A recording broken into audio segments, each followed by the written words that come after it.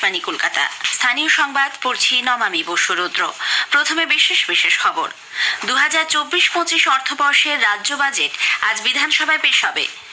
হাওড়া শহরকে সুপরিকল্পিত নগরী হিসেবে গড়ে তুলতে বিধানসভায় পাশ হয়েছে পুর নিগম সংশোধনী বিল।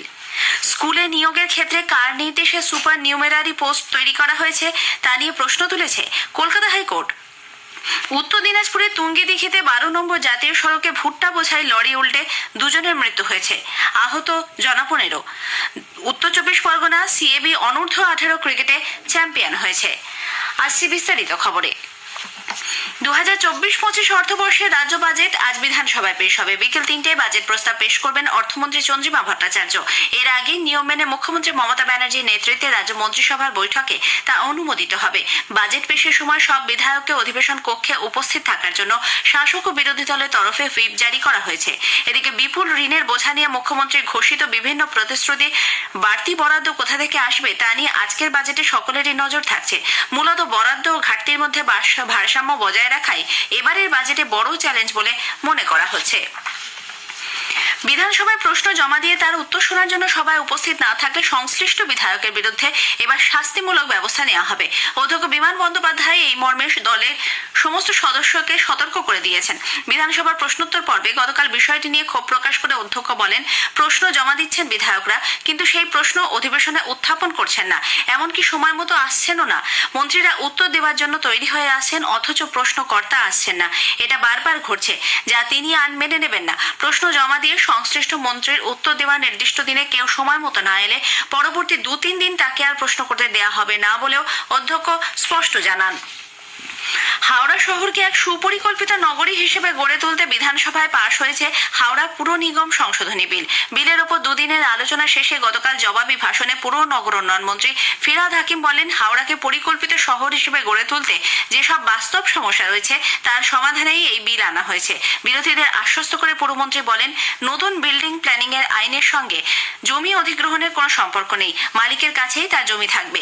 বিজেপি বিধায়ক অশোক লাহিড়ীর সংশয়ের প্রেক্ষিতে ফিরহাদ হাকিম জানান, বেআইনি বাড়ি ভাঙার ক্ষেত্রে কোনো রকম আপোষ করা হবে না।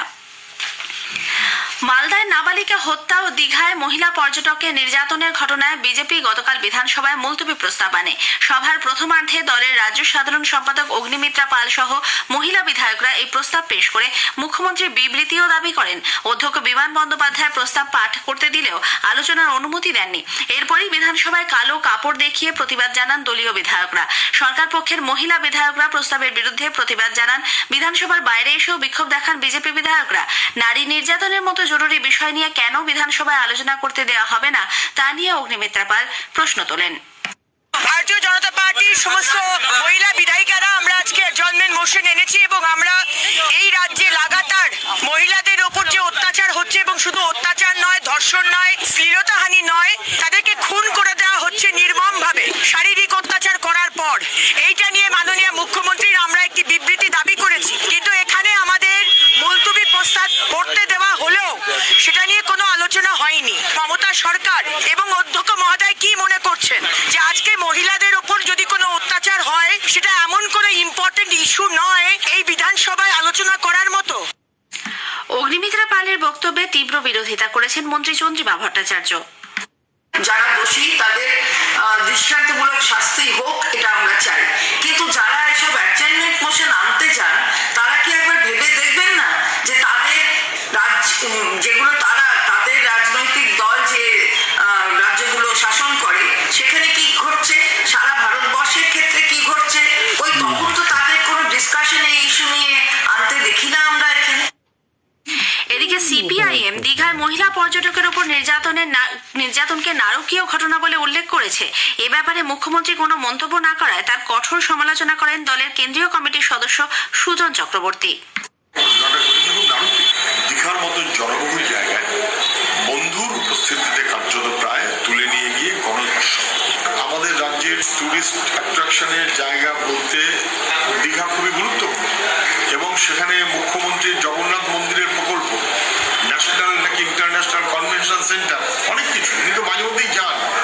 সেই দীঘাতে এই ঘটনা, তারপরেও মুখ্যমন্ত্রী একটা শব্দ উচ্চারণ করলেন না, একবারও বললেন না যে এইরকম একটা ঘটনাতে পুলিশ শুধু একটা ধর্ষণের মামলা দিল, এমনকি গ্যাংরেপটাকে পর্যন্ত মানুষের কারোর নিরাপত্তা নেই। অন্যদিকে দীঘার ঘটনার প্রতিবাদে বিরোধী দলনেতা শুভেন্দু অধিকারীর নেতৃত্বে বিজেপি মহিলা মোর্চা গতকাল ওই এলাকায় মিছিল করে ঘেরাও করা হয় দীঘা থানা। শ্রী অধিকারী অভিযোগ করেন, দীঘায় মহিলাদের কোনো সুরক্ষাই নেই। অপরাধীদের অবিলম্বে গ্রেপ্তার করে 90 দিনের মধ্যে তাদের কঠোর শাস্তি দেওয়ার দাবি জানান তিনি। কলকাতার হেয়ার স্ট্রিট থানার পুলিশ এক পানশালা কর্মীকে ধর্ষণের অভিযোগে তৌফিক আলী নামে এক ব্যক্তিকে গ্রেপ্তার করেছে। ধৃতকে গতকাল আদালত 21শে ফেব্রুয়ারি পর্যন্ত পুলিশি হেফাজতে পাঠিয়েছে। জানা গেছে, ধৃত ব্যক্তি ওই বার ডান্সারের বন্ধু। নৈশভোজে আমন্ত্রণ করে তাকে দক্ষিণ বন্দর থানা এলাকায় নিয়ে গিয়ে তৌফিক ধর্ষণ করে বলে অভিযোগ। নির্দিষ্ট অভিযোগের ভিত্তিতে পুলিশ তৌফিককে গ্রেপ্তার করেছে। স্থানীয় সংবাদ শুনছেন আকাশবাণী কলকাতা কেন্দ্র থেকে। স্কুলে নিয়োগের ক্ষেত্রে কার নির্দেশে সুপার নিউমেরারি পোস্ট তৈরি করা হয়েছে তা নিয়ে প্রশ্ন তুলেছে কলকাতা হাইকোর্ট। রাজ্য সরকার ও স্কুল সার্ভিস কমিশনকে আগামী সোমবারের মধ্যে তা জানাতে নির্দেশ দিয়েছেন বিচারপতি বিশ্বজিৎ বসু। উল্লেখ্য, সুপার নিউমেরারি পোস্ট নিয়ে হাইকোর্টে মামলা হয়েছিল। বিচারপতি বসুর এজলাসে এই মামলার শুনানি হয়। আদালতে অ্যাডভোকেট জেনারেল কিশোর দত্ত জানান, এই পোস্টগুলি তৈরি হয়েছে ওয়েটিং লিস্টের প্রার্থীদের জন্য। তাহলে বিজ্ঞপ্তিতে ওয়েটিং লিস্টের প্রার্থীদের পাশাপাশি যাদের চাকরি বাতিল হয়েছে তাদেরও নিতে হবে কেন, সে ব্যাপারেও বিচারপতি প্রশ্ন তোলেন। সোমবার মামলার পরবর্তী শুনানি। ওই দিন এ ব্যাপারে রাজ্য স্কুল সার্ভিস কমিশনকে ব্যাখ্যা দেওয়ার নির্দেশ দিয়েছেন বিচারপতি। পুরুলিয়ার মানবাজারে একটি বেসরকারি আবাসিক বিদ্যালয়ে 8ম শ্রেণীর ছাত্রের হাতে 1ম শ্রেণীর পড়ুয়ার খুন হওয়ার ঘটনায় চাইল্ড ওয়েলফেয়ার কমিটির সদস্যরা গতকাল ওই স্কুল পরিদর্শন করেন। স্কুলের সার্বিক পরিকাঠামো নিয়ে তীব্র অসন্তোষ প্রকাশ করেন তারা। কমিটির চেয়ারপারসন নীলিমা চৌধুরী বলেন, বিদ্যালয়টিতে 74 জন পড়ুয়া থাকলেও হোস্টেল কর্মী মাত্র 4 জন। শৌচালয়ও বহু দূরে, জানলা সম্পূর্ণ খোলা এবং শিক্ষাকর্মীদের কোনো ডিউটি রস্টারও নেই। বিষয়টি তারা ঊর্ধ্বতন কর্তৃপক্ষকে জানাবেন বলে উল্লেখ করেছেন। অন্যদিকে অভিযুক্ত ছাত্রের বাবাও স্কুলের ভূমিকায় ক্ষোভ প্রকাশ করে এ ব্যাপারে তার সন্তানের জড়িত থাকার অভিযোগ অস্বীকার করেছেন। উল্লেখ্য, একদিনের ছুটি পাওয়ার বাসনায় 8ম শ্রেণীর ওই পড়ুয়া 1ম শ্রেণীর ছাত্রকে থেঁতলে খুন করে বলে প্রাথমিকভাবে জানা গেছে। যদিও এটাই খুনের প্রকৃত কারণ কিনা পুলিশ তা খতিয়ে দেখছে। বর্ধমান বিশ্ববিদ্যালয়ের আইন বিভাগের এক পড়ুয়াদের ডেপুটেশন জমা দেওয়াকে কেন্দ্র করে গতকাল বিশ্ববিদ্যালয় চত্বরে উত্তেজনা ছড়ায়। ধস্তাধস্তিতে জড়িয়ে পড়েন বিশ্ববিদ্যালয়ের নিরাপত্তা কর্মী এবং ছাত্রছাত্রীরা।